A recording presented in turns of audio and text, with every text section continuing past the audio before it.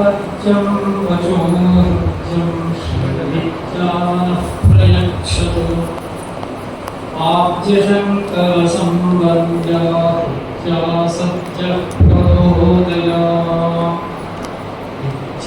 विद्योतमानाख्या श्रीविद्यापापुनां सदा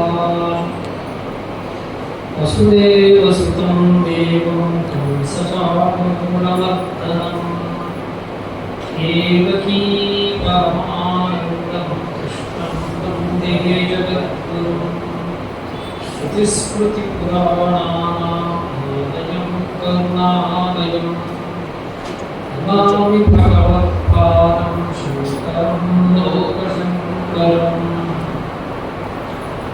இந்த கலியுகத்தில் பகவானை சாட்சாத்காரம் பண்ணிக்கிறதுக்கு வழி ஏது என்று கேட்கிறார். அதற்கு மகான்கள் சொல்லியிருக்கிறார், இந்த கலியுகத்தில் சுலபமாக பகவானை சாட்சாத்காரம் பண்ணிக்கிறதுக்கு பக்தி தான் பரம சாதனம். மோக்ஷ சாதன சாமக்ரியாம் பக்திரேவ கரியசி. ஆச்சாரியால் பல சாதனங்களை கொண்டாடி கடைசி இது எல்லாத்தையும் விட பக்தி தான் பிரதானம் மோட்சத்தை அடைவதற்கு என்று ஒரு பக்தி பற்றி சொல்லியிருக்கிறார்.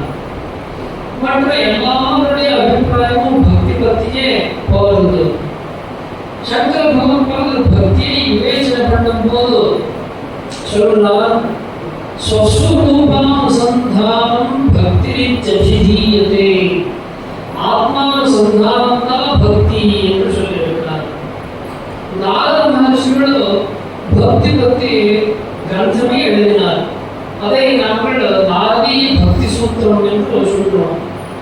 அங்கே நாரத மகர்ஷிகள் பக்தி பற்றி சொல்லும் போது அசாதோ பக்தி வியாக்கியாஸ்யாமஹ பக்தி சொல்ல போலேன் சா பிரேம ரூபா. அந்த பக்தி இருந்து பிரேம ரசமா பிரியமாக இருக்கும், அதுதான் பக்தி என்று சொல்றார். அதுக்கு நாங்கள் பாகவதத்தில் பார்க்கிறோம், கோபிகாஸ்திரியர் பகவான் மேல பிரேம பக்தி வச்சிருந்தனால பகவான் அவர்கிட்டயே எப்போது இருந்தான். இந்த பக்தி பிரேம சுரூபமா இருக்கிறது நாரதர்கள் உறுதியாக எழுதுறதுக்கு காரணம் என்ன? அவர் பிரத்யட்சமாக கோபுரத்துக்கெல்லாம் போய் கோபிகாஸ்திரியருடைய பரம பிரேம பக்தியை பார்த்திருந்தார். அதனால பக்தி சாட்சாத்காரம் ஆயிருந்தது. எழுதினார் சா பிரேம ரூபா என்று. இந்த பக்தியால என்ன பண்ண முடியும் என்பதுக்கு மகான்கள் சொல்லியிருக்கிறார், கலவு பக்தி. இந்த கலியுகத்திலே வெறும் பக்தி தான் முக்கியம், பக்தி தான் வேணும். பக்தா கிருஷ்ண சுரஸ்திதா. பகவான் ஸ்ரீகிருஷ்ணன் நம் கண்ணர்கள் நிற்கிறது எதனால கேட்டா, நாங்கள் பண்ண பூஜோபச்சாரத்தினால் அல்ல, பக்தியாலே. என்ன பகவானுடைய தரிசனத்துக்கு நமக்கு உதவி பண்றது ஏதோ கேட்டா பக்தி. பகவானுடைய சாட்சாத்கார தர்சனம் சாதனை தான் முக்கியமா இருக்கிற ஆஸ்திக மகாஜனங்களுக்கு அப்போ பக்தி என்பது பரம சாதனமாக இருக்கும் தாற்பயம். இந்த பக்தியை எல்லா ஆச்சாரியர்களும் சொல்லியிருக்கிறார். அவரெல்லாம் அந்த வழியாகவே போய் இதுதான் வழி என்று காட்டி கொடுத்திருக்கிறார். இது மட்டும் அல்ல, சுயம் பகவானே காட்டி கொடுத்திருக்கிறான் பக்தி தான் பரம சாதனம் என்று. ஒரு தடவை தர்மராஜா பாண்டவர் எல்லாரும் குருக்ஷேத்திர யுத்தம் எல்லாம் முடிச்சதுக்கப்புறம் விஸ்ராந்தியாக பகவானை பார்க்கலான்னு உட்கார்ந்தார். அப்போ அங்கே பகவான் தரிசனம் கொடுக்கல. வெளியில் இருக்கிறவர் சொன்னாரா, பகவான் அனுஷ்டானத்தில் இருக்கிறார். பகவானுக்கு என்னக்கா அனுஷ்டானம் என்று கேட்டா ஆச்சரியமும் ஆகிவிட்டது. இவன் மெதுவா போய் எட்டி பார்த்தார்.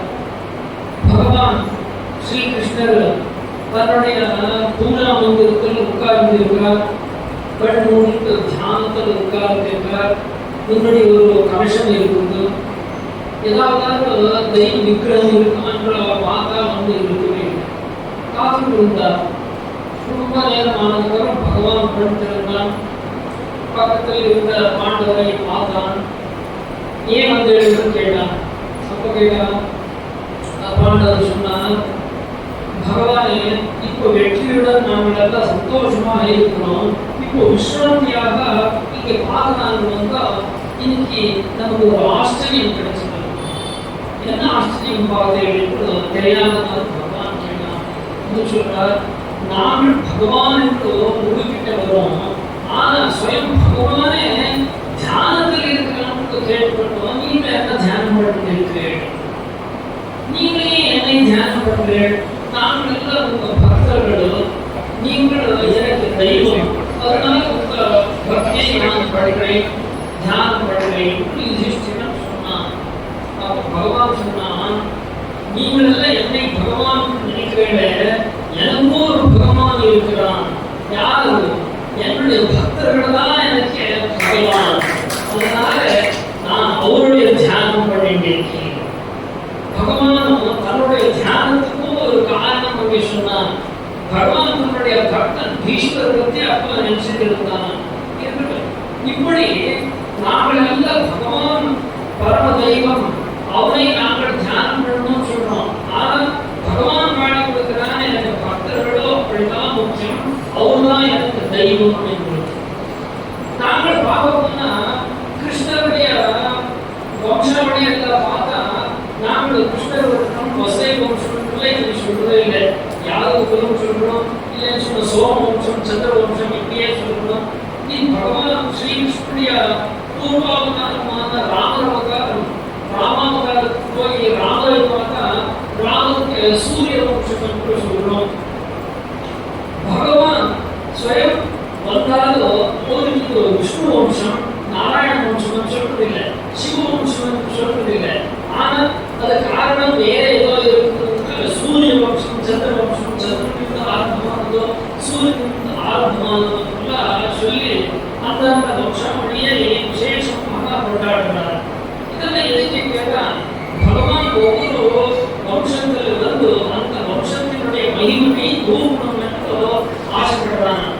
அதே மாதிரி சூரிய வம்சத்தில் பல ராஜர்ஷிகளோ பல மகான் வீர யோகர்களோ ராஜர்களோ எல்லாம் ஆகி போனதுனால அந்த வம்ச மகிமையை தூக்கத்துக்கு பகவான் அவதாரம் பண்ணி அங்கே ராமா என்ற பெயரில் பிரசித்தனான. அதே போலவே பகவான் யாதவ குலத்தில் அவதாரம் பண்ணி அங்கே கிருஷ்ணன் என்று ஒரு பெயர் படைத்தான். இதெல்லாம் வருட கடைசி என்ன பண்ணிருக்கார் கேட்டால் மற்ற தெய்வோபாசனை பண்ணி மக்களுக்கு வழிகாட்டி கொடுத்திருந்தார். இதே இந்த கிருஷ்ணனுடைய பையன் சாம்பர், அவருக்கு அவருடைய துஷ்காரியத்தினால குஷ்டரோக வியாதி வந்த போது அவருக்கு சாப நிவர்த்தி, இந்த ரோக நிவர்த்தி எப்படி என்று கேட்டால், நீ அந்த பிரபாச கஷேத்திரத்திலே உபாசனை பண்ணணும். அதனால சிவோபாசனால உனக்கு இந்த வியாதி நிவர்த்தியாக சொன்னாங்க. அப்போ அந்த சாம்பன் பிரபாச கஷேத்திரத்துக்கு வந்து பரமேஸ்வரனுடைய ஆராதனை பண்றான், தபஸ் பண்றான். அதனால அவனுடைய வியாதியெல்லாம் நிவர்த்தியாகும். அதுதான் இப்போ சௌராஷ்டிர பிரதேசம் சொல்றோம்.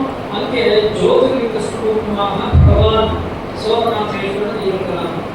இப்படி அவருடைய வம்சத்திலிருந்து பகவான் சோமனுடைய அதாவது சந்திர கலையில அணிந்த சிவனுடைய உபாசனை பண்ணி ரோக நிவர்த்தி படைத்தான் என்று சொல்லுவார்.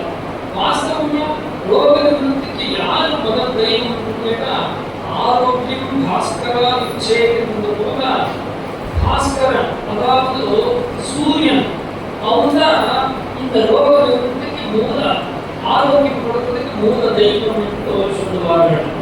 இப்படி ராமர் கிருஷ்ணர் அவதாரம் பண்ணி மற்ற தேவோபாசனை எல்லாத்துக்கும் பண்ணணும் என்று சொல்லிக் கொடுத்தது போல அவர் அவதாரம் அடைந்த வம்சத்தின் மூல புருஷனை என்று கொண்டாடுவது போல சந்திரனுக்கும் சூரியனுக்கும் விசேஷ பூஜைகள் இந்த லோகத்தில் உண்டு. சிவனுக்கு சோமா சொன்னா உண்மையாக செய்யறதா சோமா என்று பேர் இருக்கிறது. அதே போல சோமா சொன்னா சந்திரானுக்கு அர்த்தம் இருக்கிறது. சோமவாரம் சொன்ன சிவனுக்கு ஏன் பேர் கேட்டா இருக்கக்கூடிய சிவா சந்திரா 2 பேரும் இருக்கிறார்.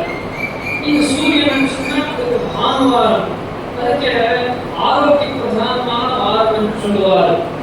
இன்று நானும் இந்த தாமதத்துக்கு வந்திருக்கிற நாள் எதுவும் கேட்டா பானுவாரம் இருக்கிறதோ ஆரோக்கியம் பாஸ்கரா இச்சே என்று போல ஆரோக்கியம் கொடுக்கிற இந்த நாளுக்கு நானும் தாமதம் கஷேத்திரத்துக்கு வந்திருக்கிறேன். இது மட்டும் இல்ல, தமிழ்நாட்டுக்கு ஒரு விசேஷம் உண்டு. நாங்கள் சங்கல்பம் பண்ணும் போது அந்த சங்கல்பத்திலே சாய்வான சக்கரவர்த்தி பௌத்தாவதாரே ஸ்ரீராம கஷேத்திரே என்று சொல்றோம். இங்கே பாஸ்கர கஷேத்திரே என்று சொல்லுவார். அதாவது சூரிய கஷேத்திரம் என்று இந்த பிராந்தத்துக்கு எல்லாம் பேர். ஞாயிற்றுக்கிழமை மட்டும் அல்லாமல் இது சூரிய கஷேத்திரம் ஆயிருக்கிறதும் இங்கே இன்று வந்து அப்பாவுடைய அபூர்வ தர்ஷனங்களாக பண்ணிட்டு சந்தோஷமாக இருக்குது. அதே போலவே பகவான் ஸ்ரீகிருஷ்ணனும் பக்தருடைய தியானம் பண்ணிட்டு சந்தோஷப்பட்டாங்க இல்லையோ, அதே போல ஸ்ரீமந்தனுடைய சிஷ்ய பக்தர்களை உங்களை இன்று இப்படி பார்த்து எனக்கு ரொம்ப சந்தோஷமாக இருக்குது. இங்கே இருக்கிறவரை இங்கே இருக்கிற எல்லா நிகழ்ச்சியும் ஸ்ரீகாரியம் அடிக்கடி தெரியப்பட்டிருப்பார். அந்த எல்லா வைபவத்தில் கலந்துட்டு அப்பாவுடைய பூர்ண அனுகிரகத்தை பார்த்து என்று